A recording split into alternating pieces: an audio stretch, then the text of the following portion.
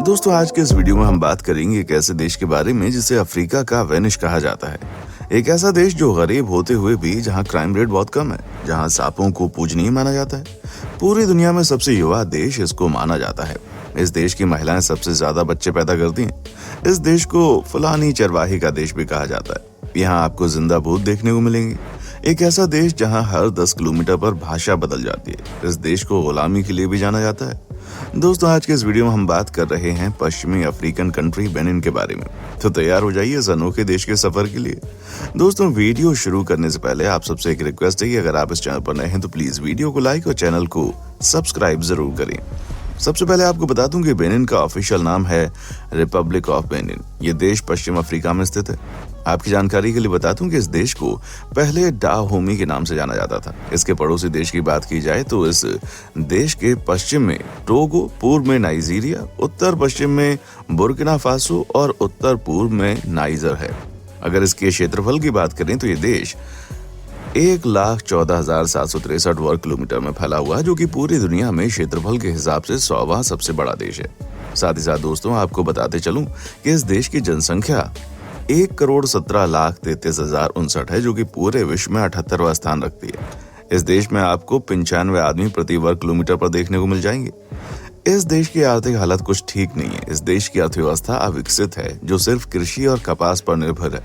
Benin के GDP में कपास का 40% और कृषि का 60% योगदान है। इस देश में आपको मक्का, सेम, चावल, मूंगफली, काजू, अनानास का इन सब का उत्पादन होता है। बेनिन में 1982 में बहुत ही कम मात्रा में तेल का उत्पादन शुरू हुआ। वो अभी भी बंद हो चुका है, लेकिन तेल के नए जगहों की खोज यहाँ पर अभी भी जारी है। आपको ये जानकर हैरानी होगी, इस देश में कुल 55 भाषाएं बोली जाती हैं, जिसमें 50 भाषाएं तो स्वदेशी हैं। अगर हम इस देश की ऑफिशियल भाषा की बात करें तो यहाँ की ऑफिशियल भाषा फ्रेंच है और सभी स्वदेशी भाषा को राष्ट्रीय भाषा माना जाता है। इस देश में आपको हर 20-25 किलोमीटर पर भाषा बदलते हुए देखा जा सकता है। बाहरी लोगों के लिए फ्रेंच या इंग्लिश ही एकमात्र भाषा है जिससे आप यहाँ के लोगों के साथ कम्युनिकेट कर सकते हैं। अगर आप ये सोचते हैं कि ये एक अफ्रीकी देश है तो यहाँ दूर दूर तक सिर्फ मैदानी इलाके होंगे, तो ये गलत है। आपने वेनिस का नाम जरूर सुना होगा, जो कि बहुत ही खूबसूरत शहर है। आपको बता दूं कि इस देश में भी एक वेनिस है, जिसे वेनिस ऑफ अफ्रीका कहते हैं। इस देश के कई झील किनारे बसे हुए हैं। एक छोटा शहर है ये गांवी। ये शहर जल के बीचों बीच बसा हुआ है। यहाँ का बाजार नौकाओं पर तैरता है, जहाँ जरूरत का हर सामान मिलता है। यहाँ के लोग पानी पर बसे हुए हैं, जहाँ की जिंदगी झील की लहरों के बीच सांस लेती है। इस शहर का नजर वेनिस से कम नहीं है। बहुत ही खूबसूरत दृश्य के कारण इस शहर को वेनिस ऑफ अफ्रीका कहते हैं।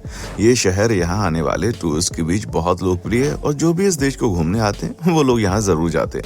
अगर हम इस देश के इतिहास की बात करें तो आपको बेनिन के प्रारंभिक इतिहास के बारे में बहुत कम जानकारी मिलेगी, लेकिन कुछ जाने माने इतिहासकारों का मानना है कि 17वीं से 19वीं शताब्दी तक इस देश के लोगों को गुलाम बनाकर दूसरे देशों में मजदूरी के लिए भेज दिया जाता था। ट्रांस अटलांटिक दास व्यापार के दौरान नई दुनिया में भेज दिए गए गुलामों की बड़ी संख्या के कारण इस क्षेत्र को 17वीं शताब्दी के शुरुआती दिनों से गुलाम तट के रूप में लोग जानने लगे थे। दास्ता को समाप्त करने के बाद फ्रांस ने इस देश पर अधिकार कर लिया और इसका नाम बदलकर फ्रांसीसी डाहिमी रख दिया। 1960 में डाहोमी ने फ्रांस से पूर्ण स्वतंत्रता प्राप्त की। तब से कई अलग अलग लोकतांत्रिक सरकारों, सैनिकों और सैन्य सरकारों के साथ संप्रभु राज्य का एक इतिहास रहा है। एक मार्क्सवादी लेनिनवादी राज्य जिसे पीपुल्स रिपब्लिक ऑफ बेनिन कहा जाता है, जो 1975 और 1990 के बीच इस देश के अस्तित्व में था। 1991 से अब तक यहाँ बहुपक्षीय लोकतंत्र कायम है। इस देश की साक्षरता दर पूरी दुनिया में सबसे कम है। इस देश की कुल आबादी का 38.4% ही लोग साक्षर हैं, जिसमें पुरुष 49.9% और महिलाएं 27.3% पढ़े लिखे हैं। हालांकि यहाँ की गवर्नमेंट ऑफ एजुकेशन के क्षेत्र में काफी काम कर रही है और आने वाले कुछ सालों में इस देश की साक्षरता की दर में सुधार देखने को मिलेगा, ऐसी उम्मीद है। आपको बताता चलूं, इस देश के लोग बहुत ही हेल्पिंग नेचर के होते हैं। खास करके उनके यहाँ आए हुए मेहमान या किसी और देश के आए पर्यटक, तो ये लोग इनकी बहुत मदद करते हैं। ये लोग दिल के बहुत साफ माने जाते हैं। इनके अंदर कोई छल कपट नहीं होता और हमेशा एक दूसरे का सम्मान और हेल्प करते हैं। तभी तो ये लोग धीरे धीरे एक दूसरे को मदद करते हुए आगे बढ़ रहे हैं। इस देश का राष्ट्रीय खेल की अगर बात करें तो फुटबॉल इस देश की राष्ट्रीय खेल है। इस देश में फुटबॉल बहुत लोकप्रिय है। फुटबॉल के साथ साथ बेसबॉल भी खेला जाता है। यहाँ के लोग एक अच्छे एथलीट माने जाते हैं क्योंकि ये लोग फिजिकल मेहनत बहुत करते हैं, इसलिए बहुत ही स्ट्रांग होते हैं। हालांकि इंटरनेशनल लेवल पर अभी तक कोई भी एथलीट इस देश ने नहीं दिया है, लेकिन ये लोग इसके लिए बहुत मेहनत कर रहे हैं और आने वाले समय में हम इनको जरूर इंटरनेशनल लेवल पर देखेंगे। हमारे देश में आप किसी को भी लेफ्ट हैंडेड अभिवादन या आप लेफ्ट हैंड से खाना खा सकते हैं, इसको बुरा नहीं माना जाता, लेकिन बेनिन में लेफ्ट हैंड से खाना खाना, किसी को भी अभिवादन करना पूरी तरह से बैन है।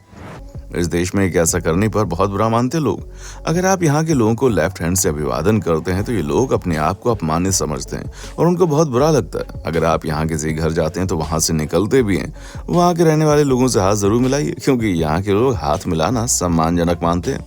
आज के समय में दुनिया डिजिटल होती जा रही है, हर आदमी इंटरनेट पर इस्तेमाल कर रहा है। आज इंटरनेट के बिना जिंदगी बहुत कठिन है, लेकिन इस देश के लोग अभी भी इंटरनेट का इस्तेमाल बहुत कम करते हैं। आपको ये जानकर हैरानी होगी कि यहाँ कुल आबादी का सिर्फ 4.5% लोग ही इंटरनेट का इस्तेमाल करते हैं। इस देश में बहुत ही गरीबी है और शिक्षा के अभाव में यहाँ रहने वाले लोगों का जीवन का स्तर बहुत खराब है। इस देश में रहने वाले लोगों को ठीक से 2 टाइम का भोजन नसीब नहीं होता। आपको जानकर हैरानी होगी, यहाँ रहने वाले लोगों की औसत आयु सिर्फ 17.9 वर्ष होती है, जो कि पूरी दुनिया में सबसे कम मानी जाती है।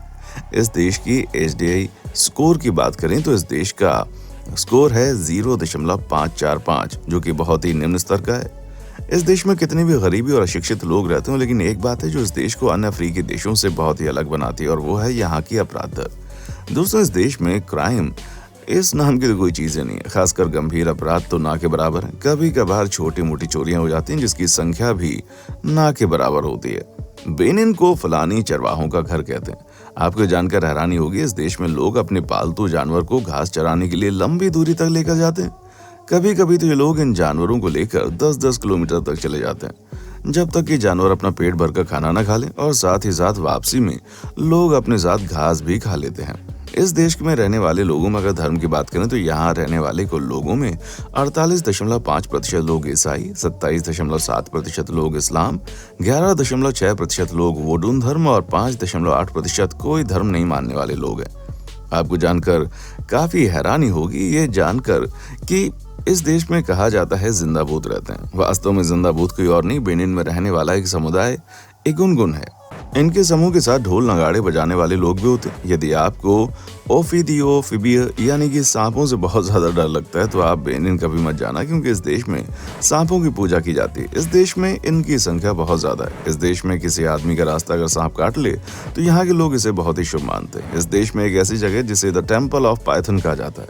इस जगह पर सैकड़ों सांप गद्दे में एक दूसरे से लिपटे हुए आपको मिलेंगे। आपको जानकर हैरानी होगी कि इस देश की रॉयल अजगर यहाँ रहने के लोगों के घरों में खाते पीते हैं जैसे कि वो उनका पालतू हो, लेकिन यहाँ के लोग इस अजगर को बहुत ही इज्जत और अपने लिए शुभ मानते हैं। इस देश में गर्मी बहुत पड़ती है। यहाँ के लोगों को इस गर्मी में रहने की आदत है, इसलिए अगर यहाँ का तापमान 20 से 22 डिग्री सेल्सियस का तापमान हो ना तो लोग स्वेटर पहनने लगते हैं। आपको जानकर काफी हैरानी होगी, यहाँ के लोग भीषण गर्मी से बचने के लिए विंटर जैकेट पहनते हैं। आपको बता दूं कि इस समय ये देश बहुत ही युवा है, लेकिन बेनिन की औसत आयु अभी केवल 17 वर्ष है। इस देश में लगभग 65% जनसंख्या 25 वर्ष से कम आयु की है। तो दोस्तों, कैसा लगा हमारा आज का एपिसोड? कमेंट सेक्शन में आकर बताएं, हमें आपके कमेंट्स का इंतजार रहेगा। उम्मीद करता हूँ हमारे एपिसोड आपको पसंद आया होगा। दोस्तों, अगर आप हमारे चैनल पर नए हैं तो प्लीज चैनल को लाइक शेयर और सब्सक्राइब जरूर करें, क्योंकि हम आपके लिए रोज इस तरह की वीडियोस लाते रहते हैं। देखने के लिए शुक्रिया।